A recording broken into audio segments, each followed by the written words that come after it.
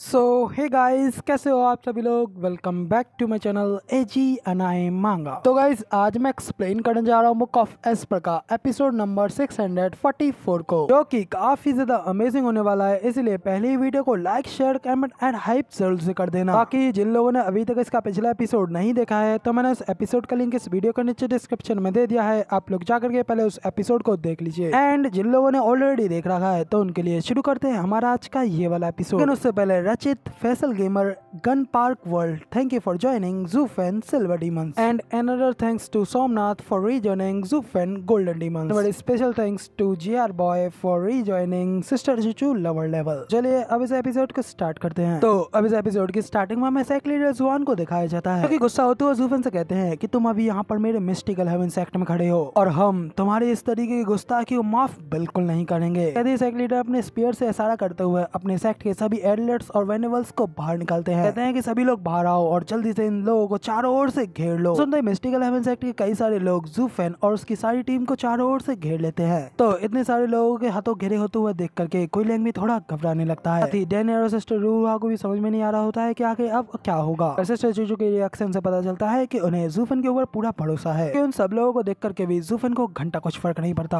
और वो स्माइल करते हुए सिर्फ खड़ा होता है और एकदम बैरस लुक से घूरते हुए सेक्ट लीडर जुआन से कहता है, तुम्हें क्या लगता है कि सिर्फ तुम्हारे पास ही नंबर्स में लोग हैं। तो जूफेन की बात सुनकर के तो यंग मास्टर साइज जोर जोर से हंसते हुए कहता है कि जूफेन, जब स्वर्ग ने तुम्हें बुलाया तो तुमने खुद इस नर्क का रास्ता चुना है। तो ठीक है, सभी लोग एक साथ मिलकर के इस बंदे को खत्म कर डालो। मगर तभी सायू की आवाज सुनते ही उसका फादर उसे बीच में ही रोक देता है और जूफेन से कहता है कि जूफेन, उन 2000 सीक्रेट स्टोन्स को मुझे सौंप दो और बदले में मैं तुम्हें यहाँ से बिना किसी नुकसान के जिंदा जाने दूंगा। क्योंकि सायू तो अपने फादर से कहता है कि फादर, आखिर आप ये क्या कह रहे हो। तो जूफेन सेक्ट लीडर से कहता है कि सेक्ट लीडर जुआन, क्या तुम मुझे 3 साल का बच्चा समझ रहे हो। अगर ये बात फैल गई कि मिस्टिकल हेवन सेक्ट मुझे शुरू से ही मारना चाहता था, सिर्फ इसलिए ताकि उस छोटे से डिसाइपल से उसके सीक्रेट स्टोन्स को लूट सके, तो इससे पूरा का पूरा वेस्टरलैंड तुम्हें तुच्छ नजरों से देखेगा। तो क्या तुम सचमुच में इस तरीके की शर्मिंदगी की अनुमति दोगे।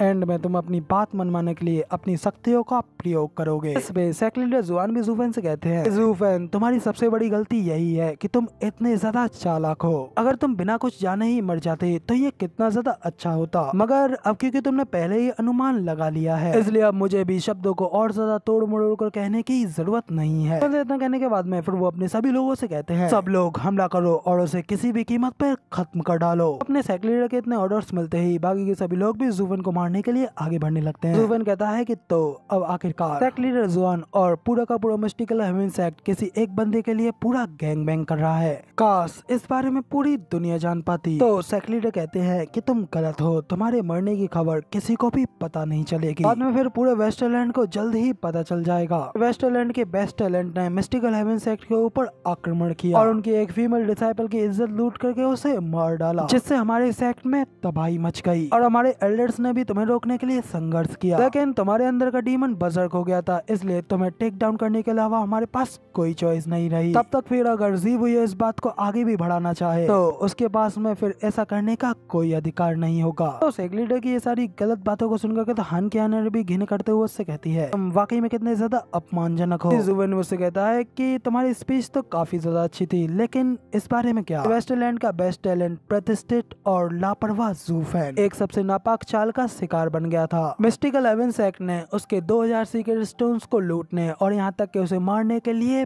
प्लान बनाया। हालांकि सेक्ट के एल्डर्स उसे बचाने के लिए आए। इससे वेस्टरलैंड के बेस्ट टैलेंट को बाहर आने के लिए खून का रास्ता बनाना पड़ा। कहते हुए जूफेन अपने किलिंग इंटेंट को अनलेश करते हुए अपने स्टोरेज रिंग को आगे बढ़ाता है। अचानक पर्पल लाइटिंग में काफी ज्यादा खतरनाक तरीके से ग्लो करने लगती है। एक पल के लिए बाकी के सभी एल्डर्स और वेनेबल्स और देख भी नहीं पाते। सेक्ट लीडर जुआन भी अपनी खुली आंखों से उस चमक का सामना नहीं कर पाते और अपनी आंखें बंद कर लेते हैं। लेकिन वो चमक हटने के बाद में जब वो अपनी आंखें खोल करके देखते हैं तो वो काफी ज्यादा शॉक हो जाते हैं, क्योंकि अगले ही पल उनके सामने होती है डीमन स्कैमिंग सेक्ट के लेबर ऑफिस की पूरी फोर्स, जो कि यहाँ पर जूफेन की मदद करने के लिए आई होती है। वहाँ पे अचानक अपने सामने जूफेन की मदद के लिए इतने सारे लोगों को देख करके तो यंग मास्टर सायो की भी फट जाती है और वो घबराने लगता है। सेक्ट लीडर जुआन भी हैरान होते हुए कहते हैं कि क्या उस बच्चे की स्टोरेज रिंग में लोग भी आ सकते हैं, मगर आखिर उसकी स्टोरेज रिंग में एग्जैक्टली कितने लोग आ सकते हैं। शांत हो जाओ, मेरे ख्याल से उसके स्टोरेज रिंग में 50-60 लोगों को लाने की लिमिट होगी। वो जूफेन से कहते हैं कि तुम्हारी स्पीच की भी वेरिएशन बुरी नहीं है, मगर ये अफसोस की बात है कि ऐसा नहीं होने वाला है। ये मेरा मिस्टिकल हेवेंस एक्ट है और मेरे पास में हर जरूरी आदमी और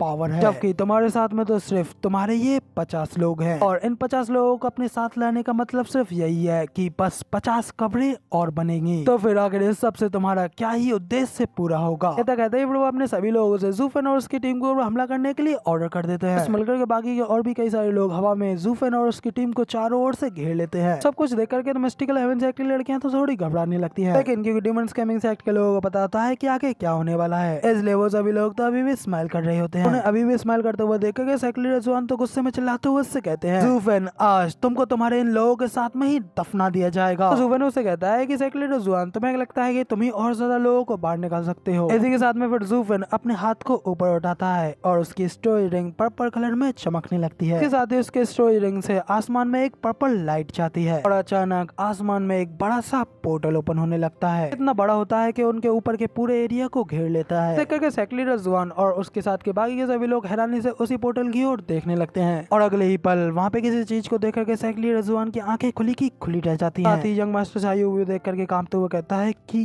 कैसे, आखिर ऐसा कैसे पॉसिबल हो सकता है, आखिर इसकी ये स्टोरेज रिंग इतने सारे लोगों को अपने अंदर कैसे रख सकती है। इसके साथ ही दिखाया जाता है कि ज़ूफेन के उस स्टोरेज रिंग के बने पोर्टल के अंदर से ल्यू क्लैन के सभी एल्डर्स ऑफ वेनेबल और उनके लोग और डीमंस केमिंग एक्ट के कई सारे लोग बाहर निकलने लगते हैं, इवन की उनकी संख्या मिलियंस में होती है। यूनाई बैटलफील्ड में उन सभी लोगों को उनकी जगह बताते हुए कह रहा होता है, वेनेबल की और वेनेबल भाई आप लोग राइट साइड से आएंगे और वहाँ के सभी दुश्मनों को रोकेंगे। लड़की और सिस्टर ज़ू आप लोग लेफ्ट साइड से जाइए। एल्डरली आप बाकी के बचे सभी एथलेटिक्स एक्सपर्ट्स को लेकर के बीच से एक रास्ता बनाएंगे, जबकि मैं बाकी के सभी डिसाइपल्स को फ्लाइंग टाइगर आर्मी के साथ में बाकी के सभी लोगों को संभालने के लिए जाऊंगा। ये सारी स्ट्रेटेजी को सुन करके वो सभी लोग वैसा ही करते हुए एक साथ पूरे मिस्टिकल हेवेंस एक्ट के ऊपर हमला कर देते हैं, जैसे कि वो सभी लोग पूरे के पूरे मिस्टिकल हेवेंस एक्ट के ऊपर भारी पड़ने लगते हैं। टाइगर आर्मी और ल्यू क्लैन के एल्डर्स के सामने कोई भी डिसाइपल्स टिक नहीं पा रहा होता है। धीरे धीरे करके उन लोगों की डिसाइपल्स की संख्या काफी ज्यादा कम होने लगती है। पूरा मिस्टिकल हेवेंस एक्ट इस बड़ी वॉर के साथ में तबाही में फंस गया होता है, जिसमें अपर हैंड फिलहाल ज़ूफेन की टीम का होता है। अब ज़ूफेन भी ये सब कुछ देख करके कहता है कि यूनाइट तो अब अधिक और ज्यादा अधिक आउटस्टैंडिंग होता जा रहा है, यहाँ तक कि वो एथलेटिक्स एक्सपर्ट्स को भी ऑर्डर देने में बिल्कुल नहीं घबरा रहा है। वाकई में अब तो वो बिल्कुल मेरी तरह हो गया है, जैसा कि मैं पहले हुआ करता था। तो ज़ूफेन की ये बात सुनने के बाद में सिस्टर चुचू भी उससे पूछते हैं कि ज़ूफेन क्या ये ल्यू क्लैन के लोग भी आए हैं? तो ज़ूफेन भी खुश होते हुए कहता है कि हाँ, उन्होंने सुना कि उनके ग्रेट स्टीवर्ट ज़ू की मैडम को